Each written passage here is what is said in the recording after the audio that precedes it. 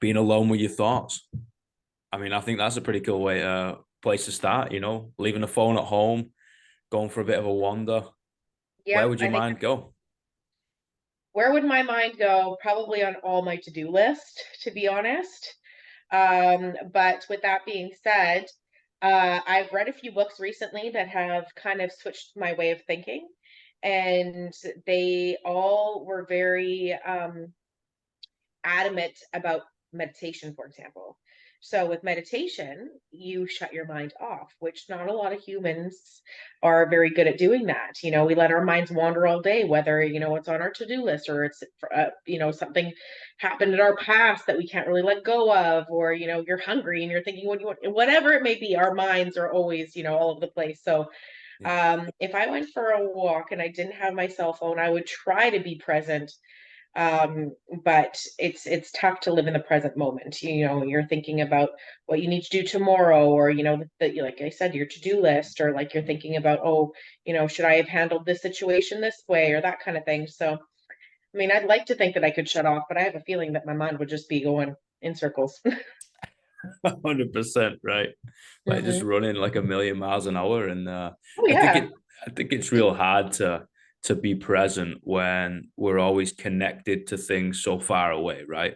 Through Absolutely. technology and Oh we're yeah. talking to people and we're having conversations. I mean, you and I, right? We're having conversations Yeah. across fucking seas and Yes. time zones, and it's like, okay, well, how are you supposed to be present? I've got my you, finger in you like a can't. million pies. No, you can't. And I always say this to people, that my mind is like an internet explorer. I have you all those tabs up.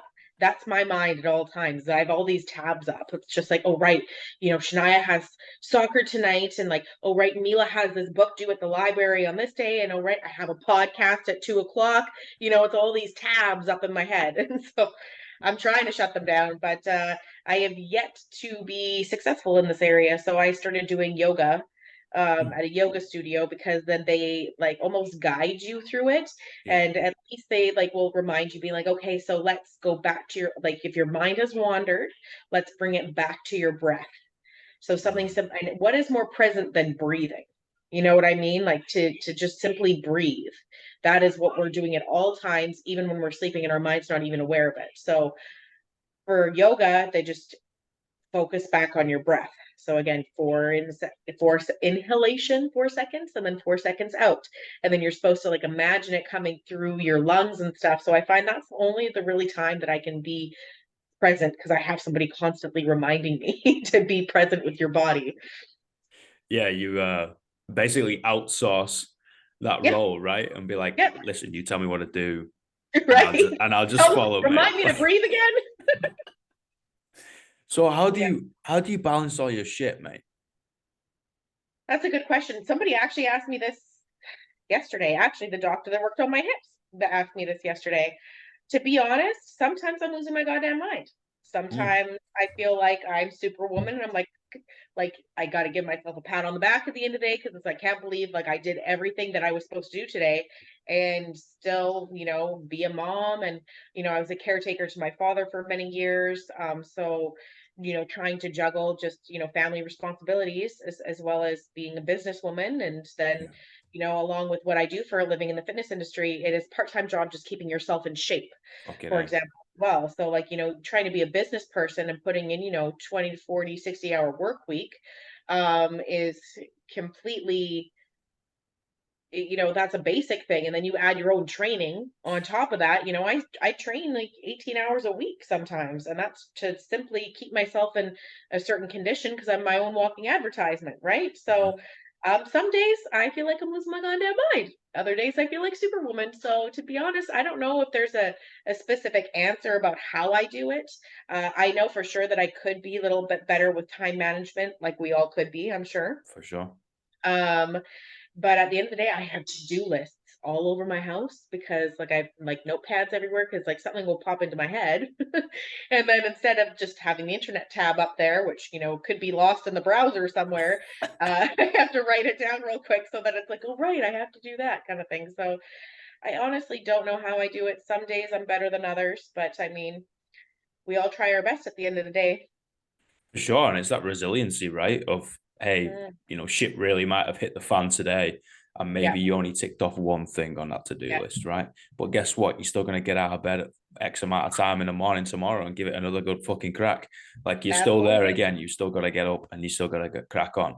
And I That's what think we do. people, yeah, I love you for saying that, mate, because I think people get it twisted of like, I've always got to be on top of my game. You know, I've always got to be giving 100% or knocking all the to-do lists off or just Yeah. being like this quote unquote perfect. And Yep. what the fuck does that mean? Like Well, people to be being honest, perfect? like I think we're all, fall victim to that, or the pressure of always trying to be perfect, especially with social media nowadays. And I Yeah, actually yeah, almost jumped on my story about this yesterday because I was having a day yesterday. I was in a lot of pain. It was raining here, like just downpour, and it's been sunny for so long. We needed the rain, don't get me wrong. But the rain has never done well with me and how my mood is just initially when yeah, you wake up. When you wake up to sun, it's really hard to be in a shitty mood, right? Something has to happen for you to be in a shitty mood. But when you wake up to the rain, like it's definitely like something that is it's like a cloud over your head, right? And yeah, so it was yeah, just one of those days. And this weekend marks the 2-year anniversary of my father passing. And so there's all these memories coming up on like my social media about like just like pictures I was posting with him because he was in the hospital at this time 2 years ago. And so yesterday, um, there was something that popped up on social media that reminded me that that was the day that I got the call from the hospital for the me having to go in to sign papers for do not resuscitate. And so yesterday was like all day I was in my head about it, and I was in pain, so I couldn't go. My outlet usually is the gym. yeah. And I mean, I could have trained upper body, but I really didn't feel like socializing and being who I am. No matter what gym I go to, there's people that know me, Yeah. and so we, have these conversations. Just it's a community, right? And I was gonna go on my story and talk about this yesterday about how like I do try like on my social media people think that I am perfect sometimes, and I don't mean it that way, but like the people from an outsider, it's like, oh, she's got her shit together. Hmm. And yesterday I felt like I just could not pull myself out of this headspace. And I was going to talk about it, but then it's like, man, once I put that kind of stuff on my story, so many people reach out, which is great because it's a relatability factor. But I did not have the capacity to have those conversations yesterday. So I was like, you know what? We're just not going to share it, even though I felt like it was going to be powerful because everyone thinks like, oh yeah, she's so put together. She, goes to the gym 2 times a day and she has her kids and doing this, and like she has abs and she's always eating chicken and rice and stuff. And like, yeah, yesterday I couldn't pull myself together. And it's we all have those days, and I think I need to be better at sharing those because there is no perfect person, and we all aren't going to show up our best selves every single day. And yesterday was one of those days for me. I mean, one of the things that my mum used to tell me was just take a day. Yes. Yeah. It's all right to take a day, and fuck, it's all right to take a bloody year. In the grand Yeah. scheme of things, it's nothing. Like, people have taken sabbaticals, right? Yeah. We've fallen off the wagon. People got into the bottle, or we Yeah. waited tables for a year, or Yeah. whatever the fuck it was, right? Yeah. You're like, yeah, yeah. Yeah. In the grand scheme of things, you think back and you're like, oh, that was like a blink of the eye, and it was an It entire does. It year. does. What's funny is that like I went to a wedding last Saturday, my daughters and I, and that was the day my dad had a stroke, and it came up in the memories. And I didn't have time to think about it because we had the ceremony. My daughters were in the wedding. I had to get their hair done and all this kind of stuff. Yeah. And then I didn't realize till the next day about how I got so drunk. And I don't drink often, like, Mm. and I felt like I definitely, and then the next day I woke up, and because fitness and health is like how I live, Mhm. woke up the next day feeling so bad that I was like, do I have a drinking problem? It was one night. Night. But this is the type of, you said that like it's okay to take a day. It's Yeah. okay to take a year. Yeah. I definitely hold myself to such a high standard Yeah. that even yesterday, spending half the day in my bed because my hips hurt and not being productive killed me. It killed me. And like just not being able to like show up for myself mentally this last week because of me still working through my grieving process and everything. Yeah. Um, Yeah. I struggle with that, being able to just accept that I'm only human and that we should be able to take a day and or a week or whatever it may be. Like we got to actually handle our shit. So I think that I actually need some grief counseling personally, and I think we could all benefit from counseling or therapy or whatever, but we'll get there. We'll get there. How do you manage your own expectations then? Um, some days are better than others. Other, like, you know what? A lot of my girlfriends help me handle that in the sense Fucking that it. we all talk on a regular basis about things. And my best friend in particular, Emily, she's my kid's godmother. She is like this angel for me sometimes where, I'll vent to her about everything that I have on my plate and I just feel overwhelmed and stuff. And she'll just remind me, like, Jazz, look at everything you've accomplished. Yeah, You yeah, for are sure. only human. You're always going to be amazing and you are destined to do great things. So you need to just take a step back and breathe and give yourself some grace, pretty much. And so, some days is better than others, but my girlfriends keep me grounded in that sense and be like, Jazz, your expectations of yourself is unreasonable. So You need those people around you, man. You know, that small absolutely. circle. My daughters do the same thing. Like, I'll be in the kitchen and I'll like do one of these on the counter, just like I'm so tired kind of thing. And like I'm making them dinner, whatever it be. And then my youngest, usually Shania, she'll come up to me and she'll put her hand on my back and she'll look at me like, she'll go, Mommy, I think you should go lay down. Mm. And then it's just like, well, I have stuff to do. And kind of, she's like, Mommy, it's okay. Yeah, it's Like all you good. do so much, it's okay. So between my daughters and my friends, they keep me grounded when it comes to the expectations that I have for myself. I think I think that's awesome because of so many eyeballs being directed towards your position, Yeah. right? Of like we need those certain few, whether it's one, five, it doesn't matter, 10, those Mm-hmm. certain few people in that inner circle that is just gonna be like, right, sit down. This one's gonna cut a bit close to the bone, but you need to Yeah, fucking hear it, mate.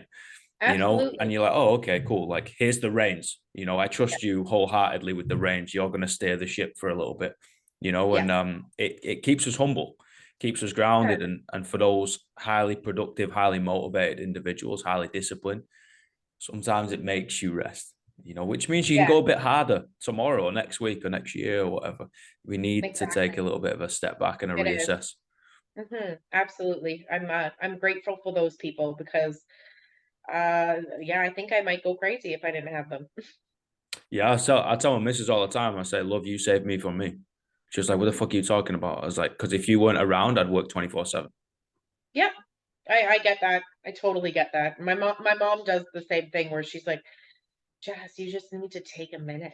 Yeah, But again, I'm just so used to trying to not take over the world, but take on the world. yeah, And I've been a single mom for 7 years now, and trying to you just don't have that that it's a mentality almost. yeah, It's like yeah, when you take on being a single mom, it's like you put on this invisible cape and it just kind of goes to everything. You want to do everything by yourself and you just go go go go go and you just don't take a break. And so yeah, I guess my mom, my kids, and my girlfriends keep me grounded and keep me sane when it comes to the expectations that I have on myself. I got the utmost respect for single moms, mate. Like, I was raised by a single mom. Didn't see my dad too much. I mean, great relationship with him. Just Mhm. certain situations. Yep. Um, but the way you're able to juggle shit and get it done, Yeah. and single dads, just single parent Single parents in households. general. Yeah. Yep. The way people are able to juggle shit when the back is against the wall and be like, well, oh shit, I have no option now. Okay, cool. Yeah. And then you end up finding time. Absolutely. I think Yeah. it You is find a way. And I mean, most people aren't even ready to be parents. And so yeah, like a lot of people, like, when they have kids, they're like, what the fuck am I doing? But you figure it out. And yeah, that's you kind of, do. when I had my first daughter when I just turned 21. So I was pregnant at 20 and I had her just after I turned 21. So I was a young mom. And I was like, holy fucking shit, what am I doing? But I figured it out. And then when I had my second, she was colic. So all she'd do was cry for 6 months, wouldn't take a bottle. She was strictly breastfed because she wouldn't take a bottle. So I couldn't have any breaks. She was attached on to me crying for 6 months. And I remember crying, like feeding her and crying in my room, being like, what the fuck did I do? Mm, Like I bit off way more than I can chew. But mm. now they're 9 and 11. They're thriving. Their mom was thriving. We have so much that we can be grateful for and more blessed for. So at the beginning, you're always like, holy crap. But you figure it out. As humans, we figure it out. I think that's with everything, right? Yeah. think that's how we're supposed to learn a little bit of baptism by fire. Jump in the Yeah, deep end. What's light going a to fire happen? under your ass and you'll figure it out real quick. Sink or swim, mate. Pretty much, sink or swim is exactly what happens. Yeah. Mate, what are you trying to find? What am I trying to find? I am trying to find generational wealth because I want to make sure that whatever I do on a day-to-day basis on earth for the time that I have here, that whatever I do is going to take care of not only my kids, but my grandkids and my grandkids' kids. Because otherwise, what are we doing here? I'm like I'm not like a male where I'm like my legacy, this, that, and the other thing. Yeah, yeah, But I remember growing up and having friends that had parents, their parents' that had these really nice lake houses, for example, and everybody could go up there in the summertime, and it was like the generational wealth that went down, and that's just a very small example, but I want to show my daughters the world. I want to take them to every continent and every country and show them different cultures and how people live, different foods, different dances, really give them a perspective about how what they have, um, and just make an impact. This is something that I actually talked about on a podcast 2 weeks ago. The time that I have here, I want to make a difference. I want to make an impact. And that's on, just an everyday human that's trying to lose weight and gain confidence because I've been in a position where I didn't want to look at myself in the mirror because I just hated the way I looked and I had such negative self talk. And it took me getting into fitness and getting healthy to stop that bad habit of talking to myself badly and putting myself down in my head and all this kind of stuff. And then, just trying to make a difference. So any way that I can be a better person, I am aware of that. And I try to do that on a daily basis, even if it's just giving small compliments to random strangers. Being, a gentleman that sees me at the gym often on Monday came up to me. He's like, you're always so happy. He's like, you got this light that just shines like this glow about you. And I'm like, well, in such a toxic and negative world, it doesn't cost me anything yeah. to be a nice person. It doesn't cost me anything to have a smile on my face and to try to be that bright light in somebody's day. And so that's how I basically live my day-to-day life and how I move is I just try to make an impact, make a difference with the time that I have here. And that's, based on business and, and just being a better human and then being the mom that gives my children everything, my family, everything. My mom, she retired last year because of some health stuff. And, I am now finally in a position where I can, somewhat financially take care of her. So she doesn't have to worry about anything. I don't want my mom to worry about anything. Yeah, And, yeah, I want my daughters, I definitely am very hard on them in the sense that they're not going to be given stuff, they have to earn it. But I want to make sure, if you just save $5,000 for a car, I'm going to match your $5,000 or, that kind of thing. So I'd say that's what I'm trying to do, make a difference in everybody around me. Where does that innate drive for progress and aid come from, do you think? Um, Probably some of it from my father. He was a workaholic the whole time I was a baby and like a kid. My mom was a stay-at-home mom. So my dad traveled.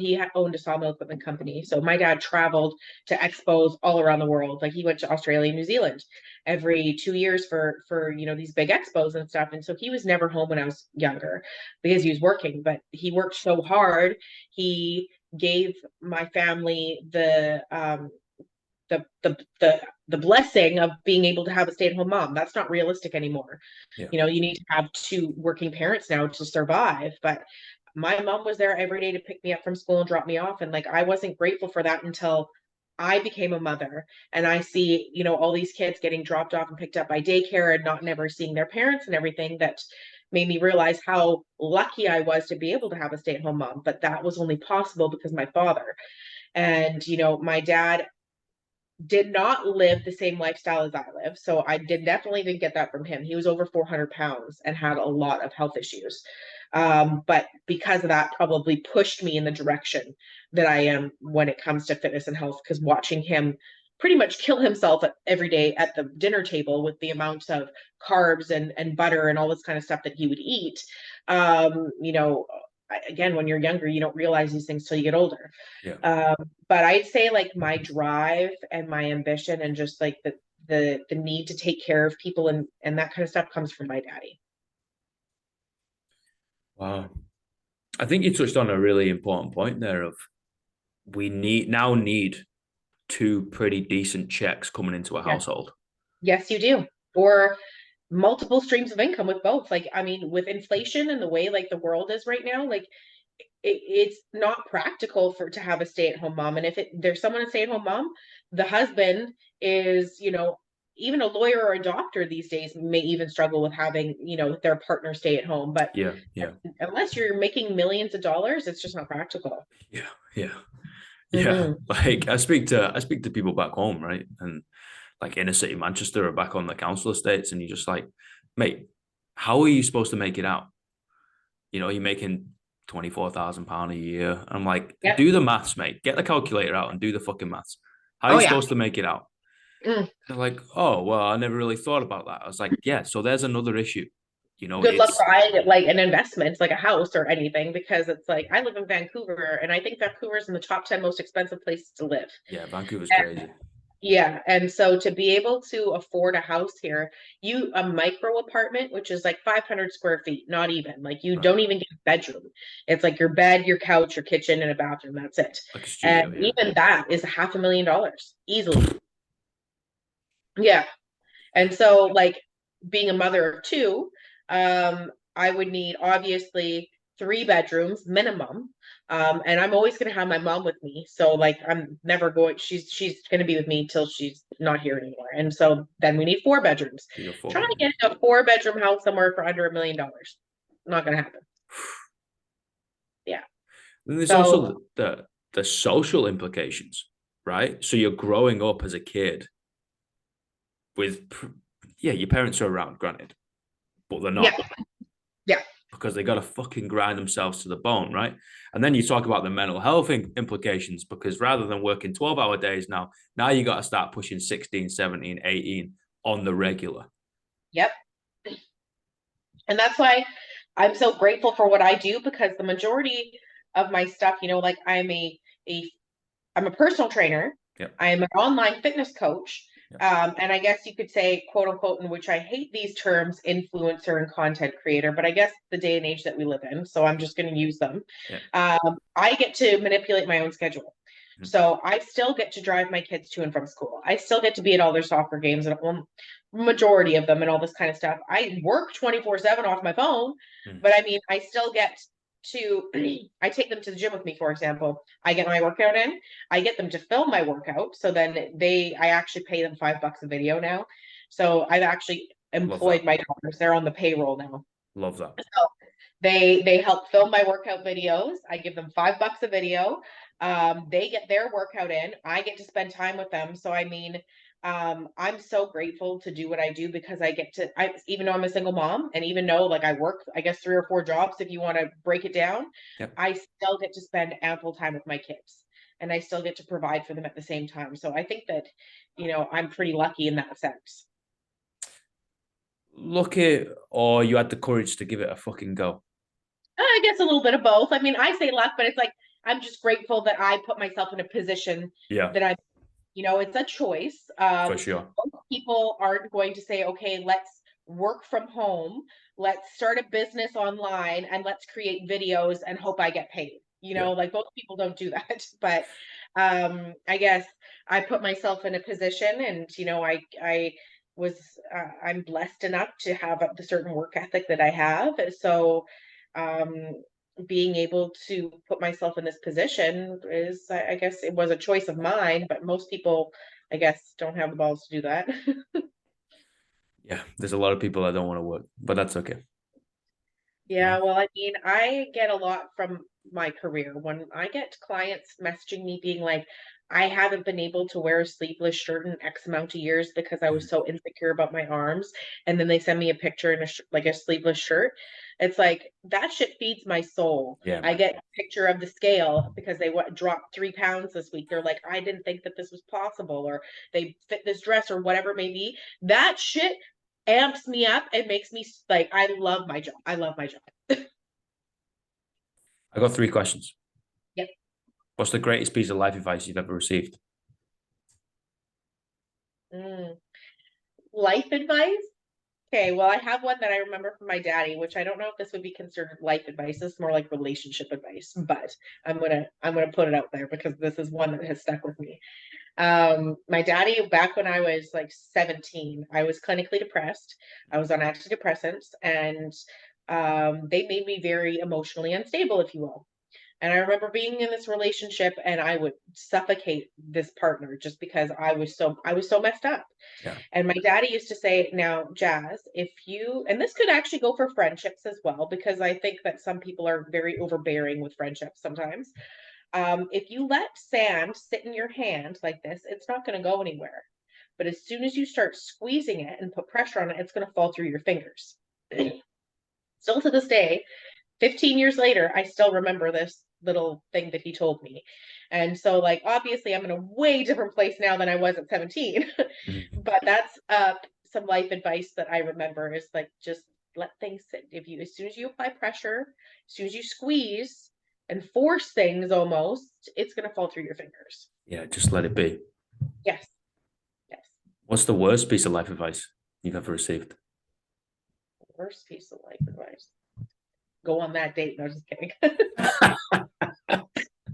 um, Not every date is worth going on.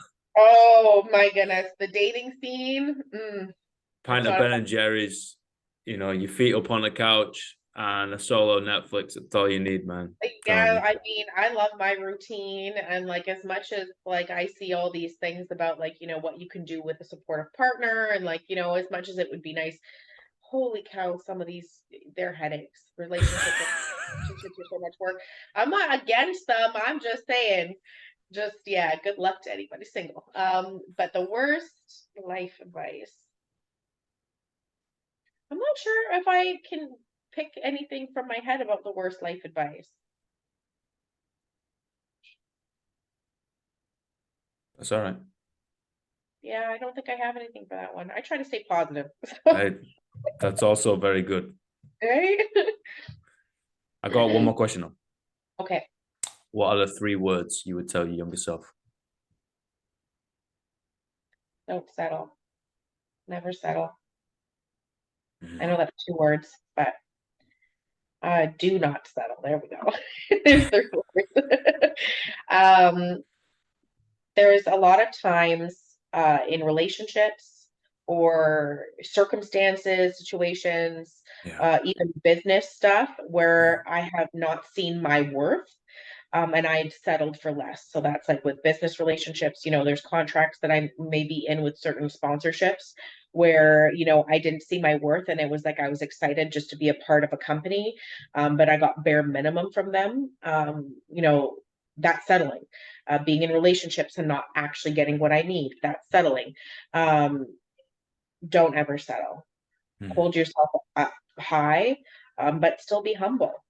You can still see your worth without coming off as arrogant or this kind of thing, which is I think at least in the fitness industry there's a lot of people, it's hard to balance out being it's a very vain sport to be in Yeah. bodybuilding, for example.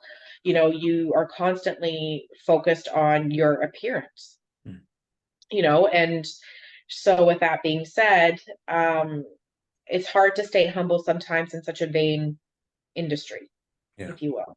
Yeah. And so that's a definitely like, something that I think I would tell my younger self is just don't settle and stay humble, because being a humble person is a lot more attractive than an arrogant one, that's for sure. For damn sure. Mhm. Jazz, thank you so much, mate. This has been an honor Yeah, and a privilege. of course. Thanks Thank for squeezing in some time in your fucking mental schedule. you. I try my best. We'll talk soon, and you have a great rest of your day. Awesome. Thanks, Alex. All Take right, care. mate. Take it easy. See you later, Goodbye. everybody.